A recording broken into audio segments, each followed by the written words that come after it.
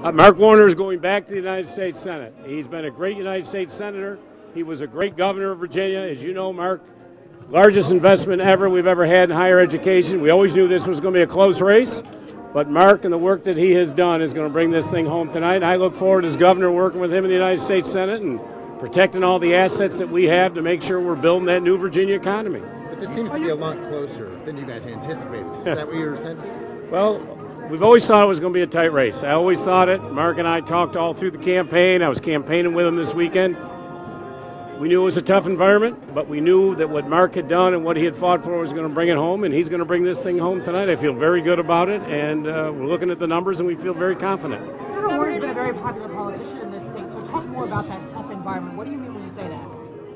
Well, I mean, obviously, you look at the political environment out there today. Are you talking about the president? President Obama's unpopularity? Well, listen, at the end of the day, people want politicians who are going to fight for them on jobs, economic development. This is something that Mark has done his entire life.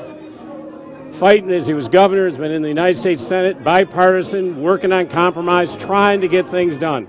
Mark Warner is someone who fights to get things done in a bipartisan way. All the legislation he's ever offered is done in a bipartisan way. So, listen, it's going to be a great night in Virginia tonight. Because the president's unpopularity dragged him down. That's the theme across the country. Well, first of all, the polls have just closed. We'll see what's happening around the country. But I can tell you here in Virginia, we're going to have a great night tonight. You're going to have Don Beyer going into the United States Congress. Jerry Connolly's going back. Bobby Scott is going back. It's going to be a good night for us. And Mark Warner is going back to the United States Senate.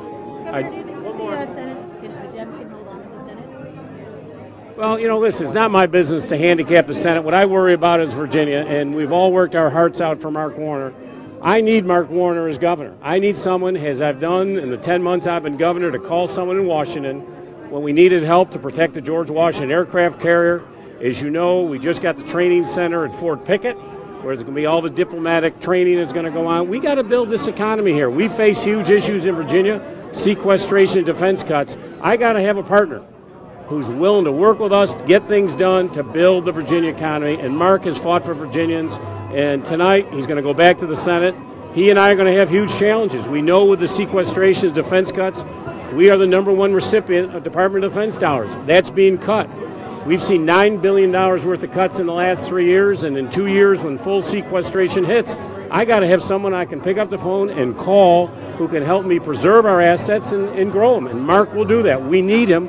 We need his leadership. We need his ability to work across the aisle. What are you hearing from the Board of Elections? Mr. Ridgel in the 2nd District saying there's a lot of irregularities.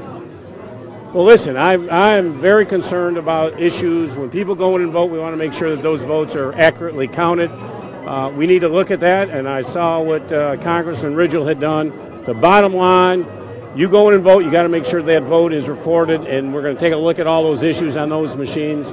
I've always had a concern, as you know, as it relates to these machines. I've talked about this for years and years. We got to make sure that our votes, when they're cast, that they're accurately counted, and we got to make sure that people can walk into those ballot booths, that they can cast their vote and feel confident that the vote they're casting is correct. And at the end of the day, we'll have a full analysis, and I think that will be the case. Thank you guys very much.